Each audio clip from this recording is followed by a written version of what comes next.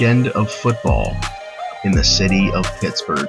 Hello, everyone. Welcome to Around the 412 on the Pittsburgh Sports Podcast Network. I'm your host, Smitty. No Tyler with me this week. I am flying solo for this episode. Tyler had something happen in his family. Don't want to elaborate on that further. That's for him to do if he so chooses. But I'm thinking of Tyler and his entire family at this time. That's all I'll say. Being the close relationship that we have with all of you guys, all of our listeners and followers, I hope that you pass along the same. With that being said, normally we don't talk about college football on here. This is typically just a professional sports of Pittsburgh show. However, Kenny Pickett, Pat Narduzzi, and the rest of the Pitt Panthers deserve a small portion of this first segment on Around the 412. What they did in the ACC championship game on Saturday is potentially program changing. And I say that because I understand that this was the last ride for Kenny Pickett. He's got one final game, Peach Bowl, Thursday, December 30th against Michigan State. However, what this could do for potential recruiting down the line, this is culture changing. This is program changing potentially. We'll see if it plays out the way that I think that this could.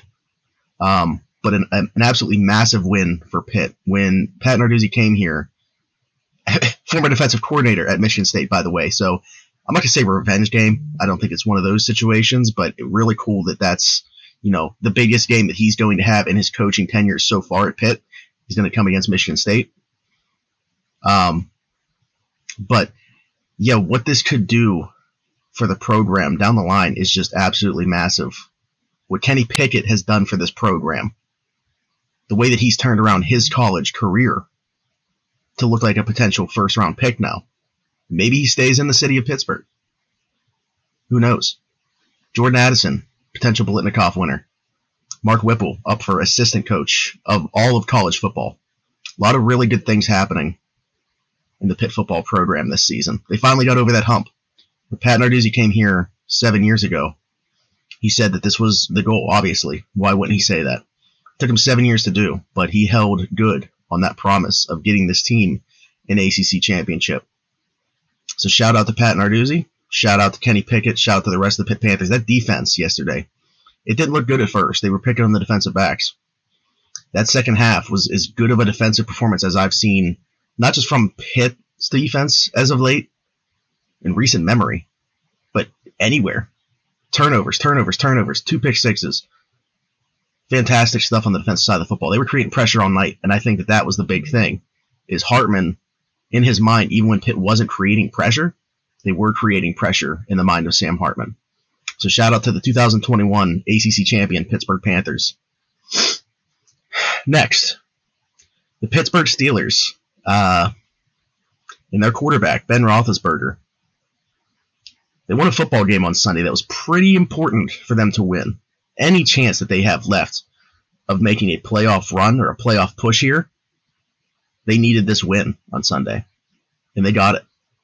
20-19 over the Baltimore Ravens at Heinz Field. I mean, what a game. Pittsburgh's offense really did nothing in the first half, and that's been the story of the season, right?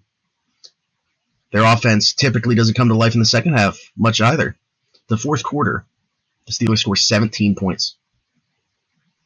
On the back of quarterback Ben Roethlisberger going 9 for 10, 2 touchdowns, and a 158.3 perfect passer rating in that fourth quarter. One day after, a report comes out that he is telling people that he is close with that he expects this to be his last season. Does he still have something left? I think on Sunday he showed that while the skills are obviously diminishing, he cannot play at the same level. He needs a lot of things to go right around him to be able to make things happen. From a standpoint of that clutch factor, so that there's things that you can't teach. It's something he's been able to do his entire career, late in games and in the fourth quarter. That's not going anywhere. And every once in a while, he'll still give you one of those classic Ben moments, and I think that we saw one on Sunday. Deontay Johnson, shout out to him. But how about the defense in this one? Because Chris Wormley, a little bit of a revenge game. I mentioned I didn't think like Pat Narduzzi going to Michigan State was necessarily a revenge game just because he chose to take a head coaching opportunity. But Chris Wormley getting traded in the division from the Ravens to the Steelers, when you get traded in the division like that, and Mike Tomlin alluded to this, that kind of tells you what a team thinks of you. The Ravens thought so little of Chris Wormley that they could give him to a division rival, the Pittsburgh Steelers. Chris Wormley, 2.5 sacks in this game. I don't think it's a stretch to say that this was probably his best game in the NFL. TJ Watt, what more can we say? I can't wait for him to not win Defensive Player of the Year again this season. When at the end of the season, I fully expect to look at all the stats across the board and see that he is a very deserving winner of the award. 3.5 sacks for Mr. TJ Watt on Sunday.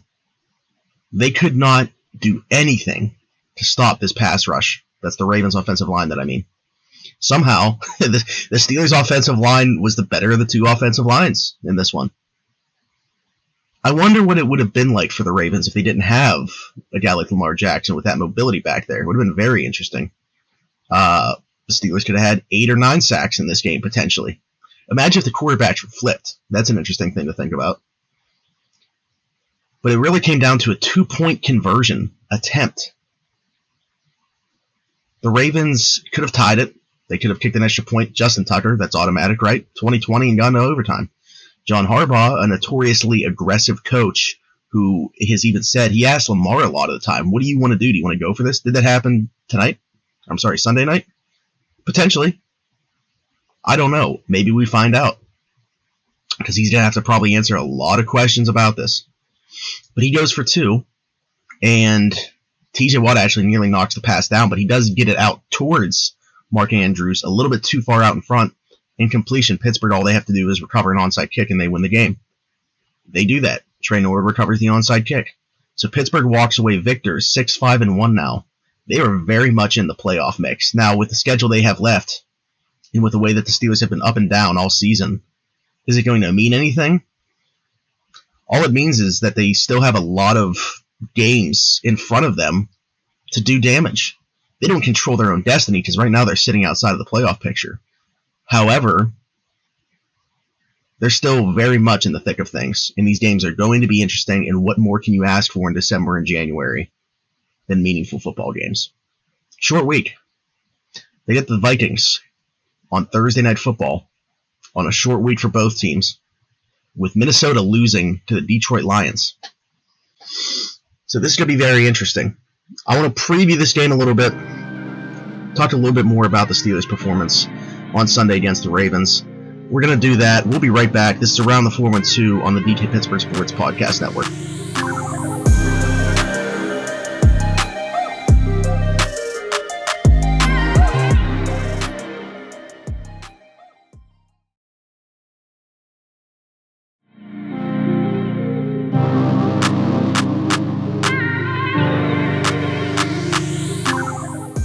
Welcome back to Around the 412 on the DK Pittsburgh Sports Podcast Network.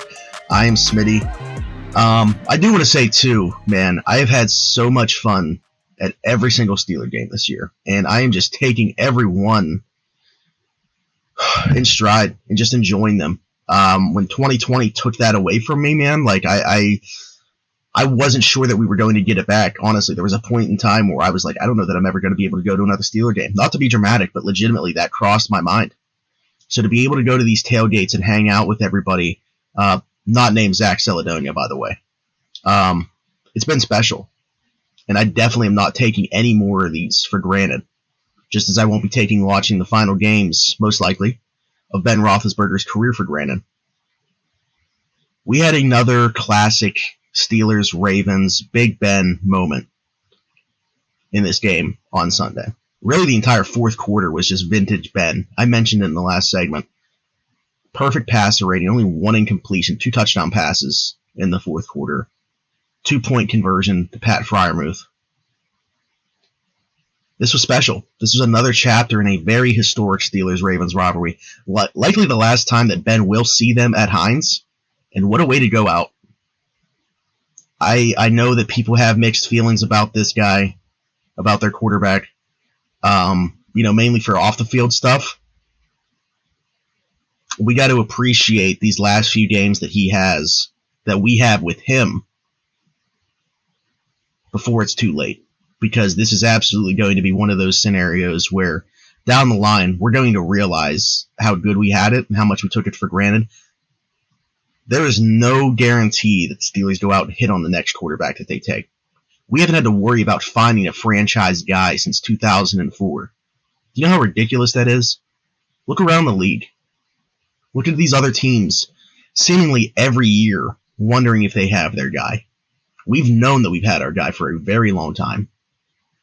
Now the next guy, maybe not so much. Should Ben have maybe called it a career a year or two earlier? Maybe. Who am I to tell Ben Roethlisberger when it's time to hang him up? That's what I want to know. Who am I to tell him that?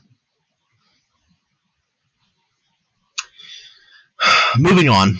One more chapter in Ben Roethlisberger's career, as it winds down, will be written on Thursday night against the Vikings.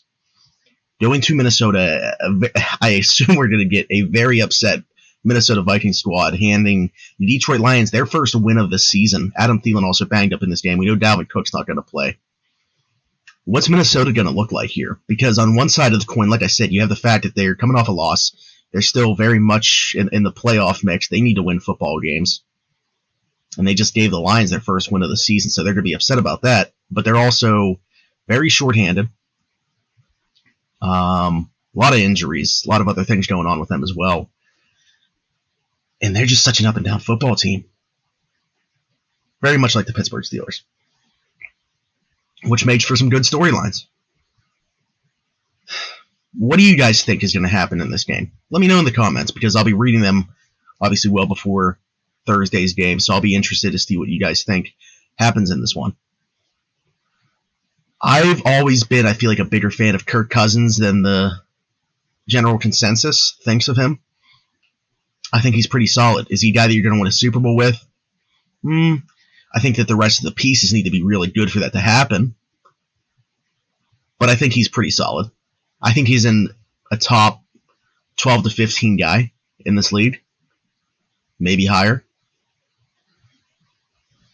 So how do we think that this game goes down? I look at both sides of the football, right? In Minnesota, in Madison, by the way, Alexander Madison, I mentioned that they're not going to have Dalvin Cook. Madison has filled in admirably every time that they've asked him to. Not just, this season, but going back to every game that Dalvin Cook has missed since Madison has been there as well. Madison's done very well for himself. Against the Lions on Sunday, 22 carries for 90 yards. Also caught 3 balls for 34, so 124 yards from scrimmage. Kirk Cousins, 30 for 40 against the Lions, 340 yards, 2 touchdowns. Really, the defense is what let them down in this game, and I think that that's why in this one we're looking at strength versus strength and weakness against weakness, if you want to consider the Steelers' offense their weakness right now. Because their offense and defense, to me, have kind of been, toe and toe here as of late. If the offense is doing okay, then the defense has done poorly. They've kind of flip-flopped in what they've needed to carry them in games, and that's where they don't have that balance that we're always seeking. They're not playing complementary football. They did a decent job of that, especially in the second half of yesterday's game against Baltimore, though. Really down the stretch, like Najee, I think he had only 30-some yards still in the third quarter, but the way that he grinded out the yards at the end of the game to set them up, and even Benny Snell a couple times, a couple tough yardage carries. I'm excited for this game against Minnesota. I'm not excited that they have a short week to do it. I think that, in general, Thursday Night Football is horrible for the players. Then we have a lot of guys that are outspoken about that. But I'm excited for this, mainly because Minnesota is a team that we only see every 4 years. Only every 8 years at each other's venue.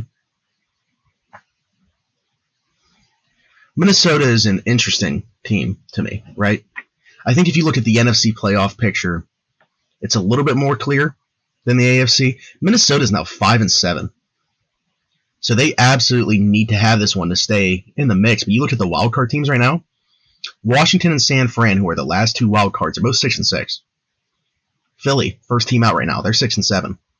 These wild card spots in the NFC are very much up for grabs with anybody. Who's going to seize them? Minnesota? They certainly have a shot. How about in the AFC? Pending a Broncos loss, and they're losing 22-9 on Sunday Night Football as of the time of recording this. The Steelers will be the first team out, meaning the 8th seed currently in the AFC. So that's why, again, I say they don't control their own destiny, but there's still very important games left ahead for them. They're still very much in the thick of things. Steelers versus Vikings. What do I think is going to happen in this one? I think we see a continuation of this game against Baltimore with the offense. And I'll say with the defense as well. I think that Deontay Johnson continues to show what he is, that he is the best receiver on this football team, that he is a star. And I know what I'm saying there. He is a star in the making. I truly believe that. I know that he's had issues with drops in the past. I know that he dropped a potential touch, or not a potential touchdown, it would have been a touchdown today. But the 2020 version of Deontay Johnson doesn't make up for that. The 2021 version of Deontay Johnson, who put in all the offseason work, absolutely did. Look at how he responded to dropping that pass. Look at the second half that he had. That fourth quarter, that's how you want a guy like that to respond. A future building block of this team and of this offense. I think Deontay Johnson continues to show the world what he's capable of on a national stage on Thursday night. On the defensive side of things, the thing that was most curious to me was Ahkello Witherspoon getting the start in this one. James Pierre, I guess, kind of in the doghouse right now after that performance against Cincinnati. It's tough because Pierre's a nice developmental piece, but he absolutely was playing way too many snaps, and he was getting, quite honestly, picked on by Joe Burrow and company. And I worry about the mental aspect of that, because cornerback is such a mental position, and, you hope that he doesn't fall into that same type of thing as an Artie Burns, right? And I know that no one wants to hear that. I know Artie Burns was a much higher pedigree guy, being that he was a first-round pick, but you know where I'm going with this. When I talk about the mental aspect of playing the position like cornerback. We'll see what this defense is capable of, but I think that we all saw how much of a difference Minkah Fitzpatrick, Cam Hayward, TJ Watt have when those guys are all playing together. It was a good performance on Sunday. Let's see if they can continue it on Thursday, and then we can really start getting excited if they're able to go out and win this football game against Minnesota. Tough stretch ahead, but hey, what more can you ask for? They're in the kitchen, as Mike Tomlin would say, as we approach the time when hell needs to be unleashed here in December. When we come back, I'm going to wrap up the show talking about the Pittsburgh Penguins a little bit. Let's talk some hockey. Jake Gensel is on fire. Sid, also quietly maybe for some people, has points in 5 straight as well. We'll talk about that and much more. It's Around the 412 on the DK Pittsburgh Sports Podcast Network.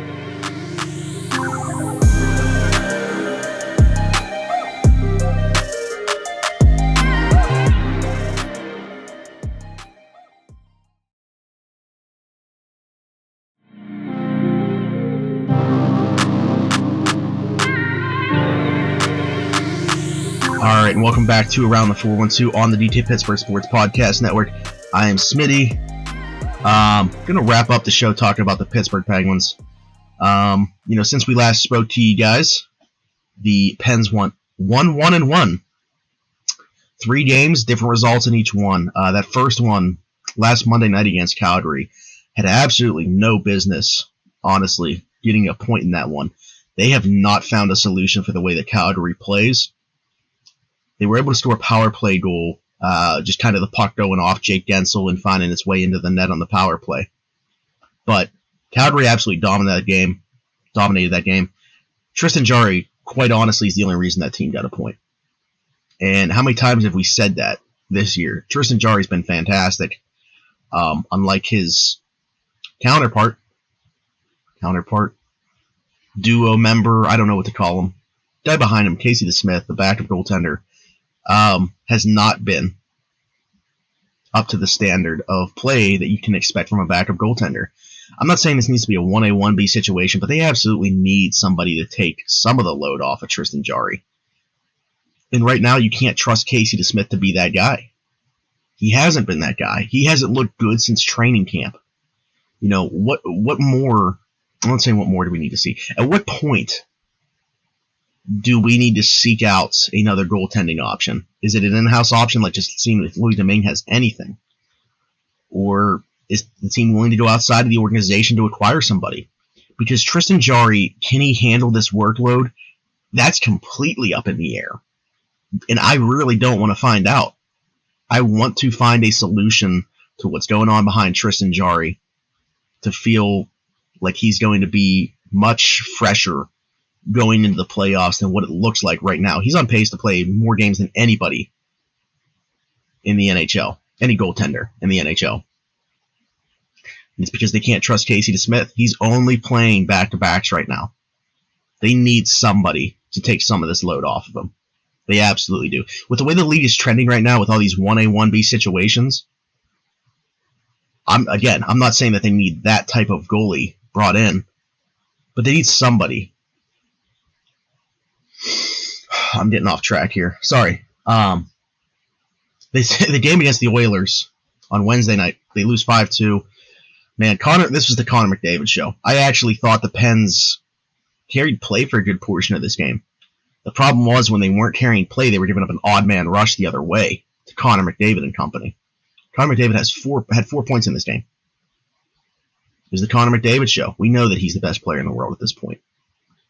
When Sidney Crosby steps on the ice against the Oilers, he's no longer the best player in the world. And I hate to say that as a Pittsburgh Penguin fan. Is even the second best player. Leon Draisaitl's ridiculous too.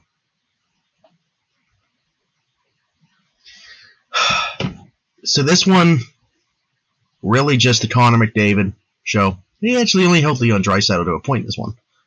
Maybe surprisingly to some. But Tristan Jarry didn't stand a shot. Way too many odd man rushes. There's very few times where you're going to see a team give up 5 goals and feel like the goalie really wasn't at fault on any of them.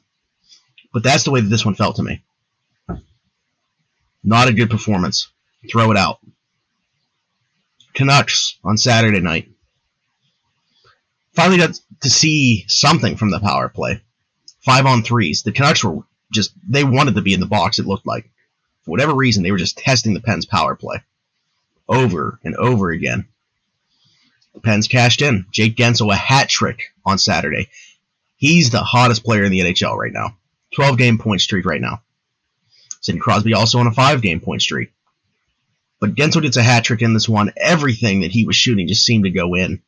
And for as much as no one on this team really wants to do it, and it's in an unconventional way compared to like a Patrick Hornquist type, Jake Guentzel's the one guy that will go to those areas. You know which areas I'm talking about. Those dirty areas, the front of the net. He does those things. All while being having a hell of a shot and being a pure goal scorer. He's willing to go to those different areas to score goals. This is a pretty good performance. Tristan Jarry, again, what more can I say about this guy? He has answered the bell every single time. You know, you can come to me about the shootout woes that he's had. Actually, in their last shootout game against the Flames on Monday, he was okay in the shootout.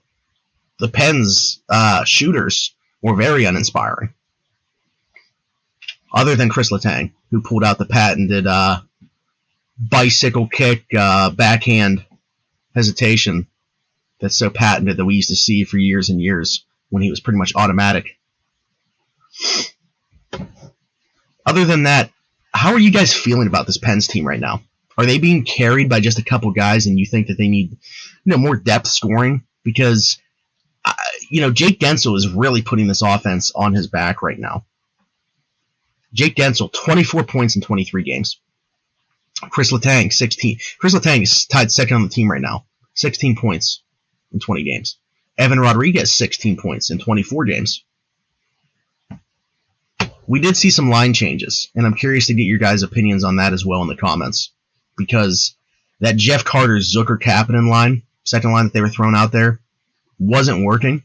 Very clear to fans, and finally Sullivan made a switch there, throwing Heinen up in Kapanen's spot. moving Kapanen down with Bluter and McGinn, and then shuffling Zach Aston-Reese down to the fourth line, actually letting Drew O'Connor step in for Sam Lafferty, thank goodness. Can someone explain to me what Sam Lafferty does besides skate fast? Why is this guy playing NHL games? Well, now he's not. Why was he playing NHL games? And what did he see? What did Sullivan see on Monday night to play him again on Wednesday night? I don't get it. Sam Lafferty, to me, brings nothing to the table. Drew O'Connor, look at the way that he started the season off. I was pretty upset to see him not continue to stay here on the big club. And then you bring him up and he's a healthy scratch. Just an odd situation, but I'm glad that he's back in the lineup. Hopefully that continues until Gino comes back, which is looming. We don't know exactly how long. Sullivan doesn't want to put a timeline on it, which I completely get, because then you're going to have people questioning if he's not back exactly when you say he's going to be. But he's getting closer. Brian Rust is making progress, according to Mike Sullivan. So, you hear these good things. The Pens are obviously staying afloat. I just think they need more from guys like Jeff Carter, from Jason Zucker, from Kasperi Kapanen. Now those guys aren't playing together. It absolutely needs to happen. What do you guys think, though? And this is what I was getting at. This is the question I want to pose to you guys this week. What do you guys want to see the lines look like? Assuming, and this is, when have the Pens ever been fully healthy? But assuming that the Pens get back to full health up front. Because for me, I'll give you guys my answer right now, and you can play off of this if you want. I'm actually keeping that first line intact the way it is. And I'm not just throwing Brian Rust back up on there, because I think Brian Rust is a versatile enough guy. Evan Rodriguez is too, but Evan Rodriguez has been so good with Sid and Jake for getting them going as well. I actually don't hate the idea of Rust playing with Carter and Zucker to see if he can't kickstart those guys. And then you have Gino with Kapanen and Heinen, and then you have the fourth line of Bluter, McGinn, and Aston-Reese. That would be how I come out of this when everybody's fully healthy, at least to start. And you go from there. See how that works out. This team needs Gino back, and I don't know what version of Gino we're going to see come back, but it needs Gino back not just for the simple addition of adding Evgeny Malkin back to the lineup, but for what it's going to do, I think, in my mind, just based off of the results that they were getting together last year for Kasperi Kapanen. It's almost like adding a second player. And you look at the idea, and they have done it now even without Gino coming back, but breaking up that Carter, Zucker, Kapanen line was absolutely imperative. Their results on both ends of the ice were just awful. They were hurting the team. Not just not helping, they were hurting the team when they were out on the ice. So I'm happy to see that change was made. We'll see what happens the week ahead for the Pittsburgh Penguins. Looks like this. They're going to face some old friends on Monday, because for the first time, they will be playing in Seattle against the Seattle Kraken. It's a 10 p.m. Eastern start on Monday. And then they do not play again until Friday in Washington. And then they play Saturday against the Ducks. And guess what? Saturday against the Ducks, the new uniforms are going to be worn that they just broke out. The black version of the reverse retro that they brought out last year. But I like these. You guys can let me know what you think of them as well. Let me know in the comments on that too, because I know that these are very polarizing. So I'm curious to see what you guys think about these. But I'm personally a fan.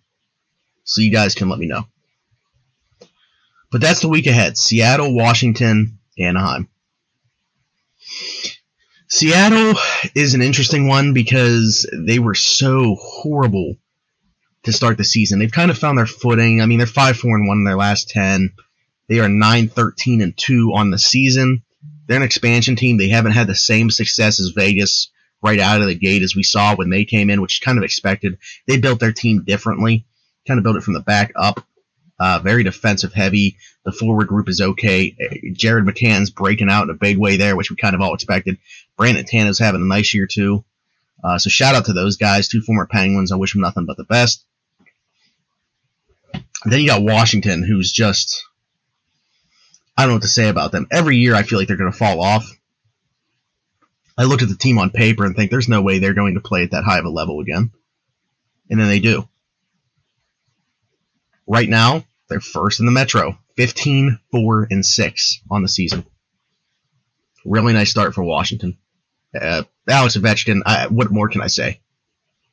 He is like the Sidney Crosby-Ovechkin rivalry in hockey is kind of like the Steelers-Ravens to me. And I'm going, like, when both those guys, not that Steelers and Ravens are ever going to hang them up as franchises, but when Sid and Ovechkin are both done, there's some guys that obviously, like McDavid's the guy. There's guys that are going to be able to carry the torch, and the NHL is going to be an absolutely fine spot.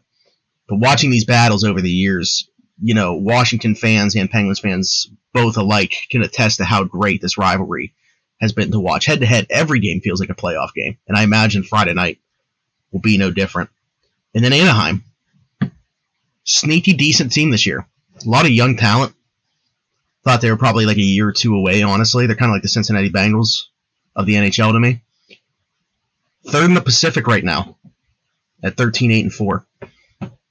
Obviously, John Gibson, the goaltender there who people were clamoring for the Penguins to trade for. Obviously, Ron Hextall was never going to give up that capital to get him. So it'll be an interesting week ahead, especially with that gap in between games there. So I guess, even though we have that gap, we at least have the Steelers on Thursday. So Pens Kraken Monday, Steelers Vikings Thursday night, Pens Caps Friday night, and then Pens Ducks Saturday night. There you go. Pretty decent week in sports. If you ask me, guys, that's all I got for you this week. Look forward to Tyler hopefully being able to get back to us next week and join us. But other than that, you guys got to let me know what you think about the line combinations. You got to let me know what you think about the Steelers' road ahead. Obviously, one more shout out to Kenny Pickett, Pat Narduzzi, and the 2021 ACC champion Pittsburgh Panthers football team. Other than that, make sure you guys hit that subscribe button down below. Hit that like. Hit that notification bell. All that good stuff. Leave us comments. Check out all the other shows on the DK Pittsburgh Sports Podcast Network. But other than that, it's been your boy Smitty. Until next week, I will talk to you guys then. Bye-bye.